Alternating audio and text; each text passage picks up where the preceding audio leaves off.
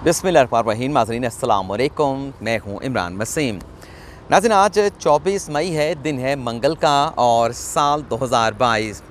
नाज़रीन पाकिस्तान तहरीक इंसाफ के लॉन्ग मार्च के पेश नज़र पार्टी के रहनुमाओं और कारकुनान की मुमकिन गिरफ़्तारी के ख़िलाफ़ आइनी दरख्वास्त पर जो समाअत हुई है, इस अदालती कार्रवाई का अहवाल आप नाज़रीन के साथ शेयर करेंगे और आपको बताएँगे कि आज की समाअत में चीफ जस्टिस अत्तर मिनल्ला के इनकार के बावजूद पीटीआई के वकला अपनी जमात के लिए, अपने रहनुमाओं के लिए और पार्टी के कारकुनान के लिए किस किस्म का रिलीफ हासिल करने में कामयाब हुए, एक तो ये तफसीलात आप नाज़रीन के साथ शेयर करेंगे।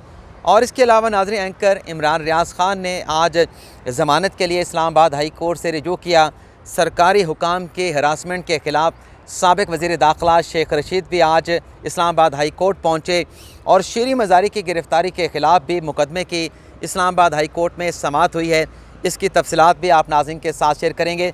और इसी के साथ साथ जो लॉन्ग मार्च से पहले हुकूमत की जानिब से मुल्क भर में रियासती मशीनरी को मुतहरिक किया गया है, रियासती मशीनरी को हरकत में ला के सैकड़ों पीटीआई के कारकुनान को गिरफ़्तार किया गया है, इस मौजू पर भी जो तफसीलात हैं वो आप नाज़रीन के साथ शेयर करेंगे। और फिर अगले व्लॉग में ये जो गिरफ़्तारियाँ, ये जो रियासती मशीनरी का इस्तेमाल और पीटीआई के कारकुनान के ख़िलाफ़ बड़े पैमाने पर मुल्क भर में क्रैकडाउन, इस सारी सूरत हाल में पीटीआई का प्लान बी क्या है, वो अगले व्लॉग में आप नाज़रीन के साथ शेयर करेंगे। तो गुफ्तगू का आगाज़ करते हैं जो इस्लामाबाद हाई कोर्ट में पीटीआई की आइनी दरख्वास्त पर समाअत हुई है, जिसमें कारकुनान की मुमकिन गिरफ़्तारी और रास्तों की बंदिश से मुतल्लिक़ अदालत से रिलीफ मांगा गया था। इस केस की समाअत का अहवाल आप नाज़रीन के साथ शेयर करते हैं।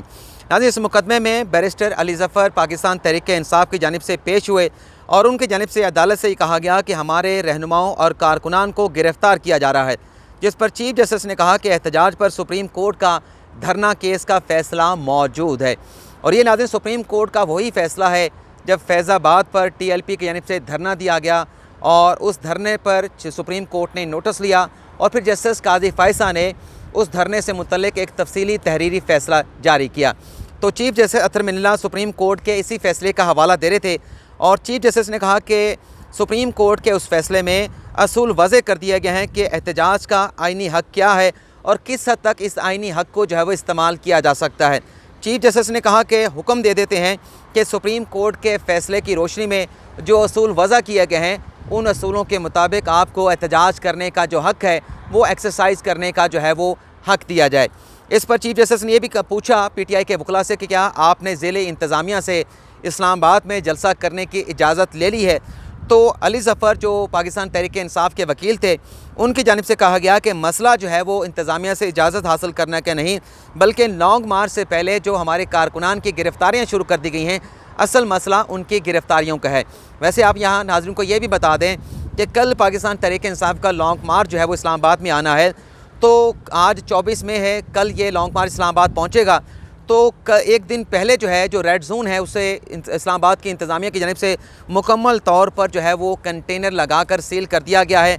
रेड जोन के जो तमाम आने वाले रास्ते हैं वहाँ पर कंटेनर खड़े कर दिए गए हैं, एक से ज़्यादा कंटेनर खड़े किए गए हैं और सिर्फ एक रास्ता जो है वो रेड जोन में आने के लिए खुला है, जहाँ पर अब ट्रैफिक का बहुत ज़्यादा रश होता है। और बाकी के जो रास्ते हैं इस्लामाबाद के, जो दाखिली और ख़ारजी रास्ते हैं, वहाँ पर भी बड़े पैमाने पर कंटेनर लाकर इस्लामाबाद की इंतज़ामिया की जानिब से रख दिए गए हैं। चीफ जस्टिस ने नाज़रीन दौरान समाअत ये रिमार्क्स दिए कि पुरअमन एहतजाज तो सबका हक़ है, लेकिन यह अदालत जो है इस दरख्वास्त के ऊपर कोई अमूमी हुक्म नहीं दे सकती।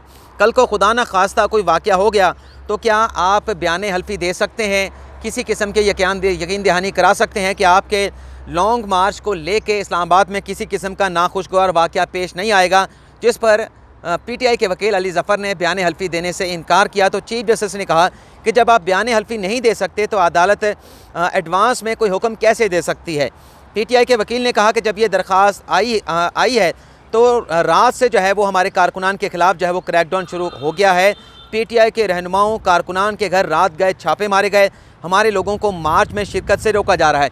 अच्छा, यहाँ पर जो मैंने आपको कहा कि रियासती मशीनरी को हरकत में लाया गया है, मोशन में लाया गया है और पीटीआई के अब तक नाज़रीन कुछ सैकड़ों ऐसे कारकुनान रहनुमा हैं जिन्हें गिरफ़्तार कर लिया गया है। लाहौर में तो एक फायरिंग का वाक़या भी पेश आया जिसमें एक कांस्टेबल जो है वो शहीद हो गया। लेकिन सवाल ये पैदा होता है कि अभी तक तो पीटीआई का जो लॉन्ग मार्च है उसका आगाज़ भी नहीं हुआ और माजी में जब TLP का धरना आ रहा था और जब PDM का लॉन्ग मार्च आ रहा था और TLP का लॉन्ग मार्च आ रहा था, उस वक्त भी इसी तरह की कार्रवाई अमल में लाई गई। यानी अगर मौजूदा जो अपोजिशन की जमात है तहरीक इंसाफ अगर ये कहे कि उनके दौरे हुकूमत में ऐसी कार्रवाइयाँ नहीं की गई थी, क्रैकडाउन नहीं किया गया था, गिरफ्तारियाँ नहीं की गई थी, चाहे वो PDM का जलसा था, PDM का लॉन्ग मार्च था, चाहे वो TLP का लॉन्ग मार्च था, तो माजी में भी ये होता रहा। लेकिन माजी में भी इसको कंडेम करते रहे और आज भी इसको कंडेम करेंगे कि जब कोई कानून को हाथ में नहीं लिया गया तो आप कैसे इनको रोक सकते हैं। ये अपना राइट एक्सरसाइज करें। हाँ, अगर ये कानून को तोड़ते हैं, रियासती इमलाक को निशाना बनाते हैं, तो फिर इनके ख़िलाफ़ जो कानून है वो फुल फोर्स के साथ अमल में आना चाहिए। अच्छा, PTI के वकील के जो दलाइल थे, क्योंकि मैंने कहा था कि जो क्रैकडाउन किया गया उस पर भी जो तफसीलात हैं वो आप नाज़रीन के साथ हम शेयर करेंगे। तो चीफ जस्टिस ने रिमार्क दिया कि पहले इंतज़ामिया से इजाज़त ले लें, जगह का तयन कर लें, फिर मामला जो है आप इस अदालत के सामने ला सकते हैं। हम किसी की जिम्मेदारी नहीं ले सकते, चीफ जस्टिस की जानिब से बाकायदा तौर पर कहा गया। फिर अली ज़फ़र ने कहा कि आपने जो सुप्रीम कोर्ट के फैज़ाबाद धरने के केस का फ़ैसले का हवाला दिया है, उस फैसले की रोशनी में हम आपकी मामलत कर देते हैं, लेकिन हमें थोड़ा सा वक्त दे दें। तो इसके बाद जो कार्रवाई है उसमें वक्फ़ा किया गया और फिर जो है दोबारा वक्फे के बाद अदालती कार्रवाई का जो आगाज़ हुआ वो तफसीलात भी आपके साथ हम शेयर करेंगे। लेकिन इससे पहले आपको ये भी बता दें कि लाहौर में इस वक्त ये सूरत हाल है कि वहाँ पे जो रावी पुल है वहाँ पे कंटेनर ला के रख दिए गए हैं और उम्मीद है, लग ये रहा है कि रात गए रावी पुल को भी बंद कर दिया जाएगा। और ये ख़बरें भी आप सामने आ रही हैं कि मोटरवे पुलिस को और या दीगर सरकारी हुकाम को ये डायरेक्शन जारी कर दी गई है कि जो GT रोड है उसे भी दोनों तरफ से बंद कर दिया जाए। तो ये कार्रवाइयाँ तो हुकूमत शुरू कर चुकी है। अब इसके बाद जो ताहिरुल कादरी साहब हैं उनका भी रात गए एक पैगाम सामने आया कि PTI के जो अपना जो अवामी तहरीक के जो कारकुनान हैं वो इस PTI के लॉन्ग मार्च से मुकम्मल तौर पर लाताल्लुक़ रहेंगे। और शिकवा ये किया गया ताहिरुल कादरी की जानिब से कि चूँकि 3.5 सालों में जो मॉडल टाउन के जो शोहदा हैं उन्हें इमरान खान की हुकूमत इंसाफ नहीं दिला सकी, पंजाब में उनकी हुकूमत थी, मरकज़ में उनकी हुकूमत थी, तो लिहाजा हमारे जो कारकुनान हैं इमरान खान के इस लॉन्ग मार्च से किसी किस्म की वाबस्तगी जो है वो नहीं रखें। और यहाँ पे आपको ये भी बता दें कि इस लॉन्ग मार्च को डील करने से मुतल्लिक, उसको ट्रीट करने से मुतल्लिक 22,000 सिक्योरिटी एहलकार जो है इस्लामाबाद में लॉन्ग मार्च के हवाले से सिक्योरिटी जो है वो सिक्योरिटी की ज़िम्मेदारियाँ सर अंजाम देंगे। और इसी तरह से नाज़रीन, जब ये वक्फ़ा हुआ तो शीरी मज़ारी का जो गिरफ़्तारी का मामला था उस पर अदालती कार्रवाई का आगाज़ हुआ। लेकिन ये भी बता दें कि शेख राशिद शफ़ीक और शेख रशीद ने भी हुकाम की हरासमेंट के मामले पर जो है वो इस्लामाबाद हाई कोर्ट से रजू किया, उनकी दरख्वास्तें भी दायर कर दी गई हैं। लेकिन जो रिलीफ जो है शेख रशीद और शेख राशिद शफ़ीक ने हासिल करने के इस्लामाबाद हाई कोर्ट से रजू किया था, वो PTI के वकला जिस समात में वक्फ़ा हुआ है उसमें हासिल करने में कामयाब हो गए। यानी जो रिलीफ PTI ने हासिल किया है उसका इतलाक़ जो है वो शेख रशीद और शेख राशिद शफ़ीक की दरख्वास्त पर भी होगा।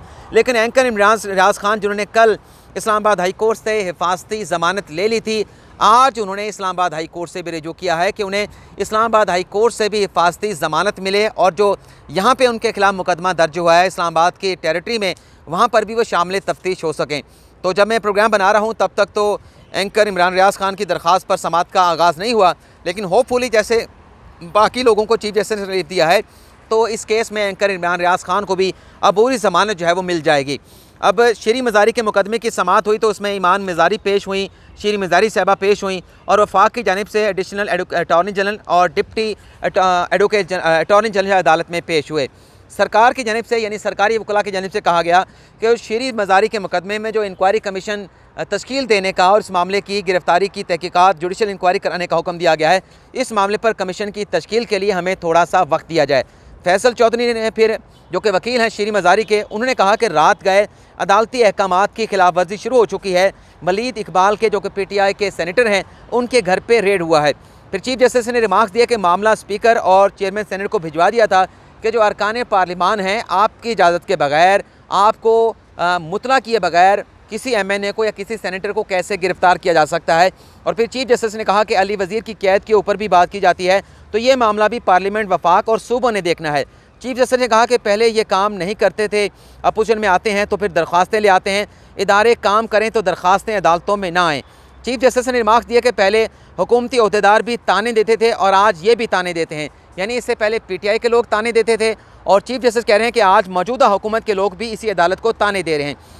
एडवोकेट जनरल इस्लामाबाद जहांगीर जदौन ने कहा कि गुज़श्ता हुकूमत ने 20 किलो हेरोइन डालकर जो है वो मुकदमा बनाती थी।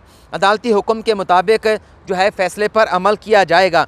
और इसके आगे नाज़रीन, चीफ जस्टिस ने कहा कि ये अदालत रियासत की जानिब से मुसलसल अख्तियारात के गलत इस्तेमाल को देख रही है। एडिशनल अटॉर्नी जनरल ने कहा कि ये कहते हैं कि पूरा मुल्क ब्लॉक कर देंगे। ये एडवोकेट जनरल इस्लामाबाद ने कहा मजारी के मुकदमे में मजारी के खिलाफ जो मुकदमा दायर हुआ वो बुज़दार के दौरे हुकूमत में बनाया गया था।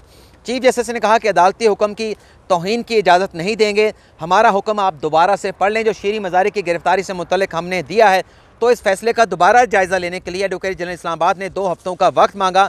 तो PTI के वकील शीरी मजारी के वकील फैसल चौधरी ने कहा कि 2 हफ्तों का वक्त, जिस पर एडवोकेट जनरल इस्लामाबाद ने कहा फैसल चौधरी से कि आप अदालत को डिक्टेट ना करें, मैं अदालत के साथ मुखातिब हूँ। तो फिर इसके बाद 30 मई तक इस मुकदमे की समाअत को मुलतवी कर दिया गया है। और फिर वक्फे के बाद जो PTI की दरख्वास्त थी कारकुनान को हरासा करने और रास्तों की बंदिश से मुतल्लिक, उस पर समाअत का आगाज़ हुआ। तो चीफ जस्टिस थरमिल्ला ने बड़े अहम रिमार्क्स दिए और उनकी जानिब से कहा गया कि 2014 में एक ऑर्डर इसी अदालत ने किया था, जिसके बाद पार्लियामेंट और PTV पर हमला हुआ। चीफ जस्टिस ने कहा कि ये मैं नहीं कह रहा कि आपकी जमात ने, PTI ने पार्लियामेंट और PTV पर हमला किया था, लेकिन वाक़े से तो इनकार नहीं किया जा सकता कि PTV और पार्लियामेंट की बिल्डिंग पर हमला हुआ था। चीफ जस्टिस ने कहा कि SSP रैंक के ऑफिसर को भी उसके साथ क्या सलूक किया गया, उस पर तशद्दुद किया गया, बाकायदा दरख्वास्त दें तो उसके बाद फिर इस मामले को देखेंगे। और फिर चीफ जस्टिस ने यह भी सवाल पूछा PTI के वकील अली ज़फ़र से कि क्या आपके लोगों की गिरफ्तारियां हुई हैं। तो बैरिस्टर अली ज़फ़र ने कहा कि बहराकू के इलाके में PTI के लोगों को गिरफ़्तार किया गया है। और जहां तक इंतज़ामिया को दरख्वास्त देने की बात है तो ये दरख्वास्त 25 मई के लॉन्ग मार्च के हवाले से इंतज़ामिया को दी जा चुकी है। इसके बाद नाज़रीन, अदालत ने इस्लामाबाद की हद तक जो PTI के कारकुनान, PTI के रहनुमा हैं, उन्हें हरासा करने से रोक दिया। IG इस्लामाबाद को नोटिस जारी कर दिया, डिप्टी कमिश्नर को नोटिस जारी कर दिया और मुकदमे को 27 मई तक मुलतवी कर दिया है। लेकिन जो मुकम्मल रिलीफ मांगा गया था कि रास्तों की बंदिश से मुतल्लिक कि PTI का जो लॉन्ग मार्च यहाँ पे आना है उसको ना रोका जाए, उससे मुतल्लिक अदालत में कोई हुक्म जारी नहीं किया। लेकिन ये ज़रूर है कि इस्लामाबाद की जो टेरिटरी है वहाँ पर PTI के कारकुनान और रहनुमाओं को हरासा ना किया जाए। ये अदालत ने हुक्म जारी कर दिया है कि किसी कारकुन को, PTI के ये रहनुमा को उसको हरासा नहीं किया जाएगा। तो ये नाज़रीन आज की अदालती कार्रवाई इस्लामाबाद हाई कोर्ट में जो दरख्वास्तें दायर की गई, और इसके बाद अगले वीलॉग में ये जो कार्रवाइयाँ रियासती मशीनरी को मोशन में लाना और क्रैकडाउन और PTI के रहनुमाओं की गिरफ्तारियाँ, इसकी जैसे मैंने प्रोग्राम में मज़म्मत की है, तो इस सारी कार्रवाइयों के पेश नज़र PTI का प्लान B क्या है। और फिर आपको ये भी बताना है कि जो हुकूमत ने अब फैसला किया है कि कौमी असम्बली को तहलील नहीं बल्कि 1.5 साल की असम्बली की मियाद को पूरा किया जाएगा। नवाज शरीफ इस बात के ऊपर कैसे रजामंद हुए, किस शख्सियत ने नवाज शरीफ को रजामंद करने के ऊपर, इस नुक्ते के ऊपर जो है वो रजामंद किया है, इसकी तफसीलात अगले वीलॉग में आप नाज़रीन के साथ शेयर करेंगे। इजाज़त चाहते हैं, अल्लाह हाफिज़।